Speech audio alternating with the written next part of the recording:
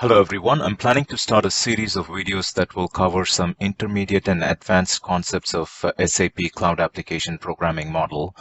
We will cover topics like messaging, multi-tenancy, connecting to remote services, etc.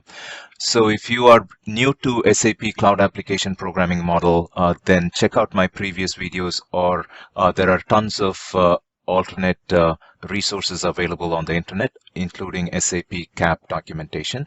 So go through that first before going through this playlist.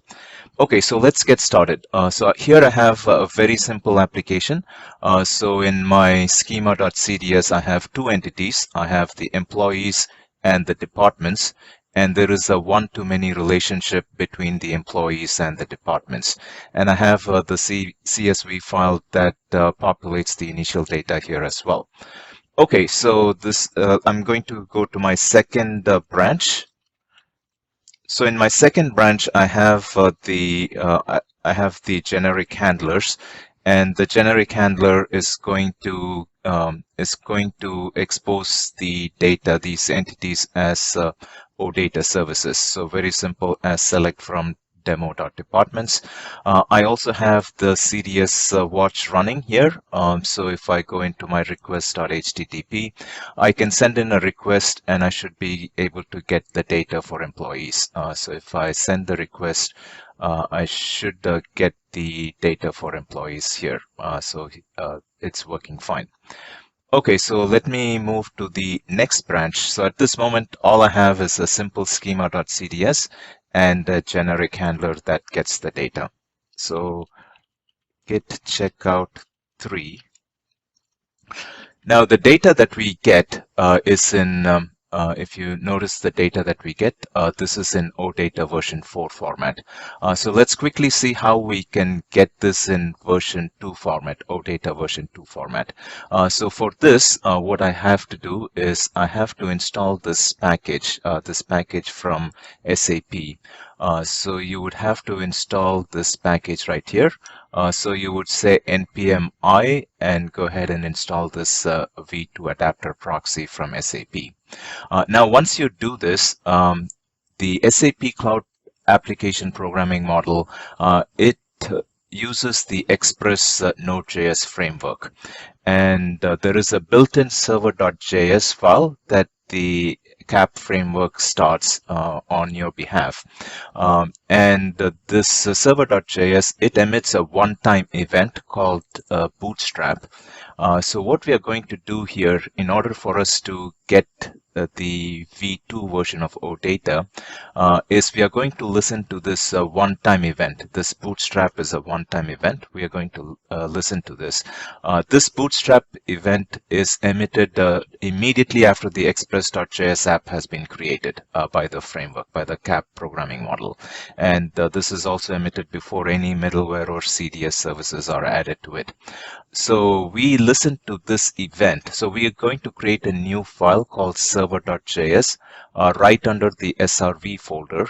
And we are going to listen to this bootstrap event. And once we listen to this bootstrap event, we are going to use this proxy as a middleware. And then this is going to give us the OData version 2. So now, when we do the request, you notice that I have this v2 in the path. So this path, you can configure it. By default, you use v2. So now when I send the request here, so I'll be getting the data here in OData version v2 format. So this is how you would get the OData v2 version in the SAP Cloud Application Programming Model. So let me go to the next branch, which is branch 4. And I'll put the GitHub repository in the video description so you can follow along as well. So right now we have both v4 and v2 versions. So now let's see how we can get the user information in the SAP CAP programming model. So for this, I have the custom handler right here. So I've created with the same name. So the implementation logic here is in this JS file. So here in my custom handler, so I'm listening to all the events. So any event that comes into the cloud application programming model, I'm listening to it. And the second argument I have skipped, which means for any of the entities, whether it is employees or whether it is departments. So because I've skipped the second argument, it is for any of the entities. So here I'm trying to get the user information. So here there is this rec.user object, and this rec.user object is going to give you all the user information. So the CAP programming model, it populates this user object with all the information that you need. So here, what I can do is I can put a breakpoint right here, and I think the CDS watch is still running. Yeah, so the CDS watch is still running. So if I go into request.http, so let me send any request. So any request was going to hit that breakpoint. So if I click on it, it's going to hit this breakpoint right here. And if I go into this debug.console, I can json.stringify, and I can say rec.user, and this is my rec.user. So even though our app doesn't have any kind of authorization, what I've done is if I go into my request.http file, I've just base64 encoded some username password, so it's able to get that information. But ideally what you would have is some kind of authorization in SAP BTP, authentication and authorization in SAP BTP, and your user information is going to be pulled from there. But right now, just for simplicity, I've just given like a base64 encoded value. So right now you can see that it's getting my ID here from this base64 encoded value. The roles, so it gives me any as one. So any of the roles I'm identified as a user, authenticated user. Now, here you can see that I can also check if I have a particular role. So here I can check if rec.user is, and this is helpful if you have deployed it to the SAP BTP. So if you have a role called manager, you can check if this user belongs to that manager role. So obviously I'm false because right now I don't have that role. Again, you can use this in your logic, or the usual way of doing it is in the CDS, you can have the @restrict annotation and then check for that grant. But if you also want, you can also check it within this custom logic here as well.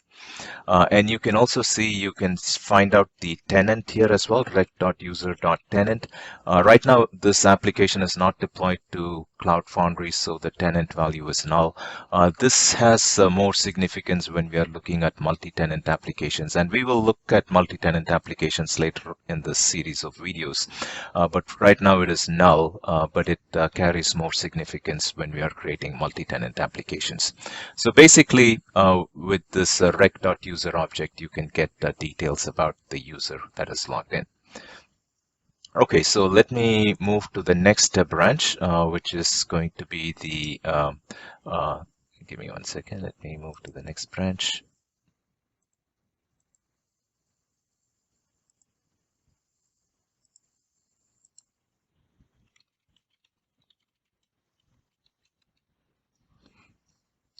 So in this branch, we will look at query language, how we can create some query language. For this, I have like a simple slide. So here, the way the event handling works in SAP CAP framework, let's say we have an event to read, and I've skipped the entity, so let's say it's a read for any of the entities. You can let the generic handler, the SAP CAP framework, handle it. So all the CRUD operations, so in this case, the read operation is going to be handled by the CAP framework, and then the response is sent to the user. We can also have a situation like this where the read event is handled. You have a custom handler, so you have some kind of logic before the generic event handler is run. So typically in this case, you may want to do some logging who the requester is, what kind of request it is, and so on. Pass it on to the generic handler, and then the response is sent to the end user. You can also have some more additional logic where you can do a custom handler before the generic handler happens, and you can also do a custom handler after the generic event handler is run. And typically in this after phase, what you would do is, let's say you want to change the data, the format of the data, or if you wanted to add some additional information, like let's say there is a string field and you wanted to add some extra stuff to it, you can do it. You can edit the response data and send it back to the end user here. Now you can make it you can make it more complex. You can have multiple before handlers and multiple after handlers as well. And they're all going to be run in the sequence in which you have laid it out in that JS file. So whatever method gets you put in the first, that gets run in the before handler, and then sequentially it's going to run the second event handler and so on. So if you want to run the log before the edit data, then you would make sure that the JS file has this in this proper sequence. And again, you can edit the data and send the response back to the user. Now what you can also do is you can completely skip this generic event handler. So you can completely skip this event handler, have your own custom handler that runs instead of the generic event handler, and then you can also do the after phase and send the response. Now one other cool thing that you can do, I mean here I'm listening to both the read and the create event. One other cool thing that you can do is in addition to skipping the generic handler, you can have your own custom handler, but the custom handler can also turn around and call the generic event handler as well, and then get the data and then move on. So if there is some kind of a business logic that you want to handle, but you also want the power of the SAP CAP framework, then this is a really good scenario to keep in mind. So you do the custom handler, you do some business logic, but at the same time you want the power of the generic event handler. So you can call the generic event handler within your custom handler, get the data and pass it on to the response. Okay, so let's see how this all ties up together. So in our case, so I'm on branch 5. Let's say I want to do a read on the employees. So I'm listening to the read on the employees, and I'm calling await next. So what this actually does is it turns around and calls the generic event handler. So this is the same as not even having this snippet of code, because what we are pretty much doing is calling the generic event handler. So if this code snippet was not there, then the CAP framework would automatically call the generic event handler anyways. But this is just to illustrate that we can call the generic event handler from within the read. So if I go into my employees, and if let me get the request.http file. So if I call the employees right here, so it's actually calling the generic event handler and the data is being sent. Now, let's make it a little bit more exciting. So I don't want to call the generic event handler. So the way I can handle it is I can simply say return await and select dot from employees. So here you have a JavaScript code which kind of closely mimics the SQL syntax. So this is the query language from the SAP CAP framework. It uses the Fluent API, so you can build on top of the previous output. So you can even have like a dot where clause and so on. So it's kind of easy to read and easy to understand as well. So here we are doing a select dot from employees, and here we are handling the read ourselves. We're not calling the generic handler at all. So if I did this again, so I should expect the same results here, which I do. So I'm getting the same data here as well. Now, what we can do now is I can go ahead and go to the departments. Again, I'm calling the generic event handler right here, but I don't have to. I can do similar stuff like we did with the employees. So I can do return await select from departments. And if I go into the departments and if I send the request, I can get the, is my CDS watch running?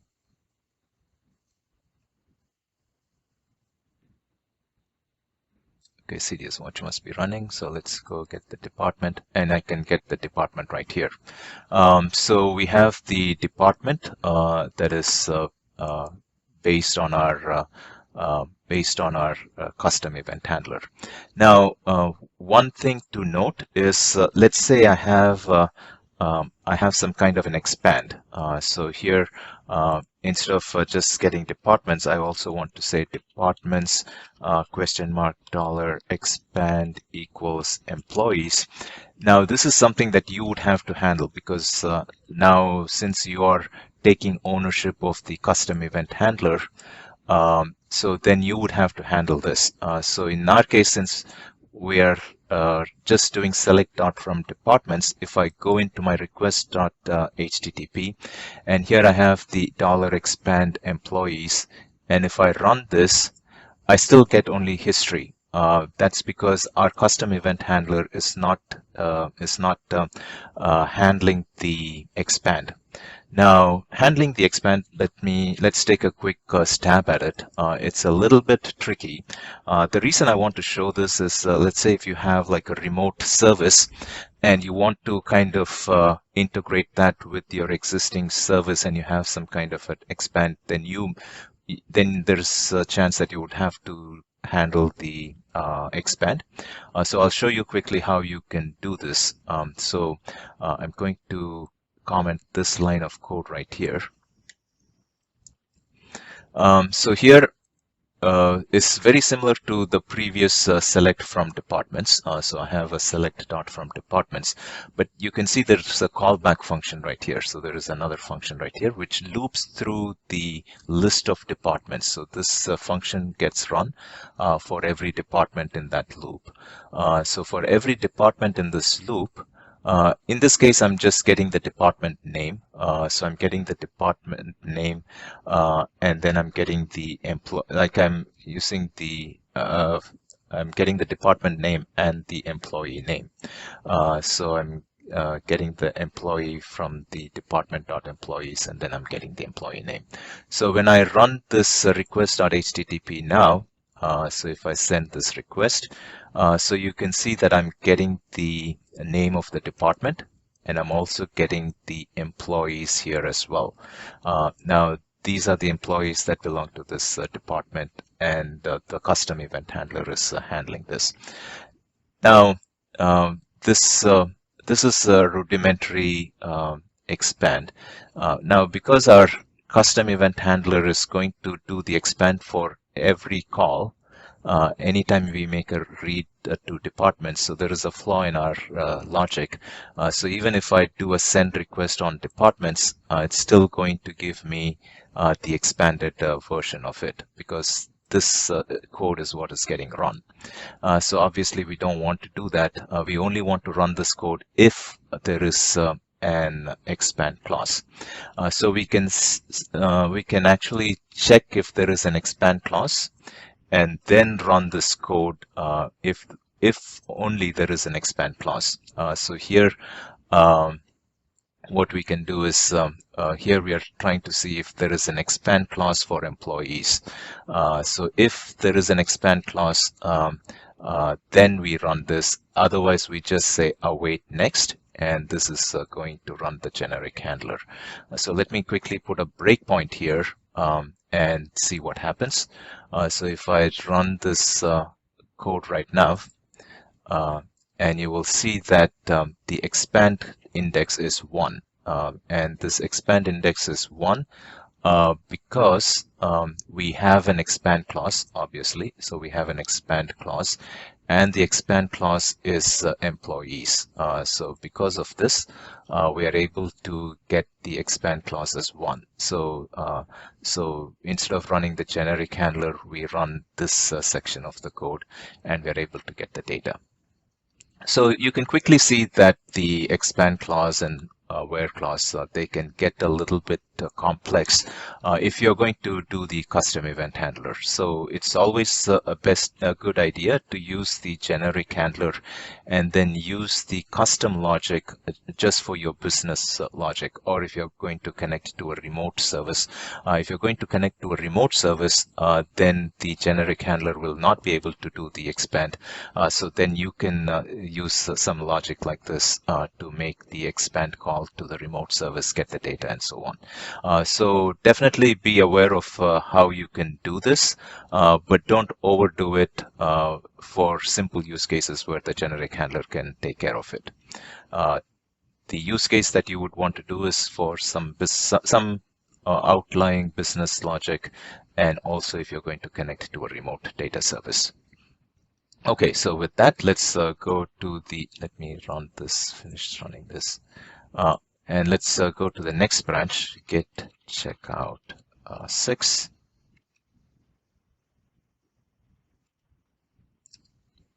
Okay.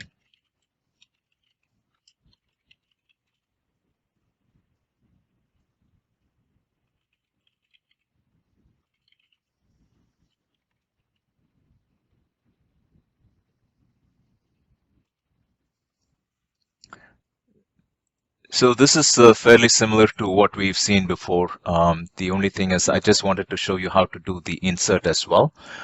So with insert, I'm going to remove this await next because this was going to call the generic handler. And let me uncomment these lines of code. So if I go into my request.http, and here is my request to create a department. So I'm sending in the math. If I go to my schema.cds, this is my department right here. And notice that I have the CUID aspect, which means the ID, the primary key, is something that the backend would take care of. So in our case, the backend is, since we are doing the custom event handler, we have to take care of it. So I've installed this package UUID. So if I go into my package.json file, I've installed this package right here, this UUID, that allows us to generate some unique IDs. So here in my JS file, I have the UUID created for us. And then the rec.data is going to get me the payload. So the payload is going to be this name math. And then all I can do is I can create this entry object with the ID and the name, because that's the department is just has the name and the ID and the name. And then we use a very similar syntax that we have seen, insert into departments, entries, and entry. And then the OData protocol dictates that we return the entry object, the object that was created. So at this moment, I can simply run this, and it should go ahead and create the entry, and the entry is returned because the OData protocol dictates that. Okay, so moving on to the last branch for this video. There are a lot of use cases where you want to run like you want to run some background tasks. So when you have to run some background tasks for cleaning stuff and so on, so you want to make sure that it runs under some kind of a privileged user, so they have access to the data and so on, to the entities. So let's see how we can run these background tasks. So here in my service.js file, I want to run like a background task every 5 seconds. I've actually changed the schema just a little bit. It doesn't actually make much sense, but just for this exercise. So we have a new field that is introduced with a default value of 0. And every 5 seconds, my experience increases by 1. And the background tasks takes care of that. So let's see how we can do this. So here we have the cds.spawn, and this allows us to run the background task. And I have to run it with a user with some kind of privilege. So typically if you have authorization and so on, then you really want some user with some higher privileges. And the CAP framework provides this new class cds.user.privileged, and this user has some higher privileges. So you create an instance of that user and then use that user right here, and then the spawn, it's an object. You can put the user, and then every 5 seconds I want to run this. And here I'm updating the employees, and this is the syntax for update. Again, the Fluent API is fairly straightforward, and then we say experience plus equals 1. So the experience value starts at 0, but it keeps incrementing every 5 seconds. My CDS watch should be running, so it's been running every 5 seconds. So if I go into my employees, if I run my employees right here, I should see that I have an experience of 16. So that means it has run 16 times. And if I run it again, it's probably, yeah, so now it has changed to 17. Yeah. Okay, so quick session on the basic concepts of SAP CAP programming model. In the next video, we will look at messaging. Okay, see you in the next video.